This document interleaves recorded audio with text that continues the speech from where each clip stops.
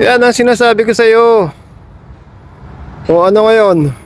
Pakaangkaan ka na naman kasi buntis ka na naman. Oh.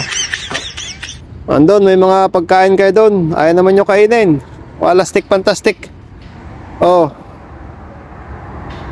So ngayon, anyari, buntis ka na naman. Tapos magpakalat-kalat na naman yung anak mo dyan sa ilalim ng ano, kakahoyan. Ano ba naman yan? Oo. Wala, kadala-dala. Hindi kayo nagpa-family planning eh. Ha? Tapos iiwan mo yung mga anak mo. Yung dumididi pa, iiwan mo, tapos magpabuntis ka na naman. Ano ba naman yan, oo?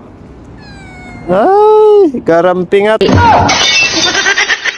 Bum bum bum bum bum bum bum bum bum bum bum bum bum bum bum bum bum bum.